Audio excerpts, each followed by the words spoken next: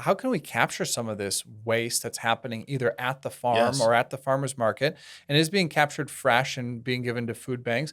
But that's only part of the year. What if we took some of that and we freeze dried it and we turn that into like a powder that we can then pass out like for like soups, like it's a nutrient. It's like Hmm. how do we capture this waste and turn it into something that really helps people? Yeah, imagine a world where freeze drying is used for the greater humanity of food waste, especially in the US. It's like close to 40% per household waste food. I think of my own habits too. It's my kids sometimes don't eat what they want. And where does it go? It goes in the trash. You think about all the things that you don't know how to cut properly, produce, anything like that, and you're wasting some of the skin. You're wasting all those things just because most of the common person just doesn't know how to utilize all those different pieces. If we were more educated on how to use those, then we'd be more efficient in knowing how to reduce waste. I see a world where freeze drying helps the greater good in helping with food waste and nutrient, helping those in need get their nutrients. So, And it's not our fault that we're not getting enough nutrients for the most part. It's food has about a quarter of the amount of nutrients, our fruit and vegetables, that it did have just 80 years ago. So you have to eat 4 apples today to get the same nutrients of 1 apple from 80 years ago.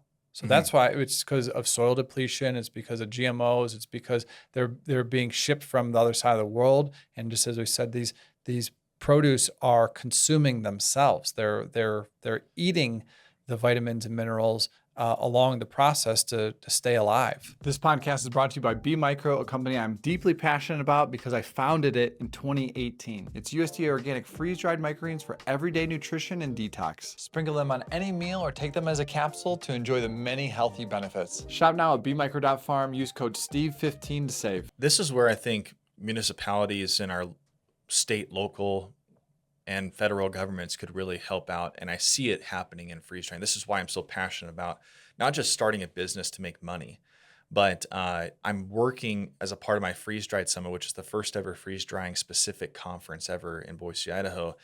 It's coming out of September. One of the reasons I'm going to do this is I want to create a freeze drying association. And I don't really know what that looks like in the future, but I know what it's going to be meant for today. And that is to connect everyone that's doing freeze drying in a more unified way to help like the governments that we all are we have in our local and state and federal way to understand what freeze drying is and what it could help in our society. So we talk about food waste. Let's just talk about that. If all of the homes that have freeze dryers, if you were given a some type of tax credit, just like when we donate clothes or we donate food to the food bank, if you were able to preserve some type amount of food waste, for example, grocery stores waste a lot of product because they don't look right, or there's a lot of farms that have all the pumpkins and they have all the watermelon out there in their fields, but they didn't get picked or they didn't have that demand.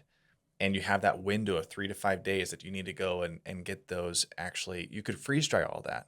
So if we were better and as a city and a state to help as our association to help those laws get enacted to where we could actually have people freeze drying for reducing waste, then it kind of helps the greater good. That's where I see freeze drying going. There's a company I think called Misfits Market, maybe, but they basically take the produce that doesn't look like right that Walmart, Target, Albert, a lot of these Krogers, they want something that looks presentable, shiny. Yeah, they want a carrot that is perfectly straight, an apple that's perfectly round. Uh, And if there's like a little bump in it, or it's just like, oh, that doesn't look the way that it looks in the movies, then they reject it. But yeah, it's perfectly good and natural.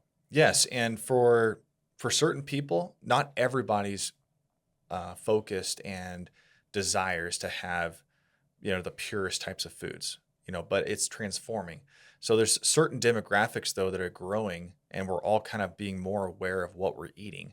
And so all that stuff that's going to waste just because it doesn't look right is wrong.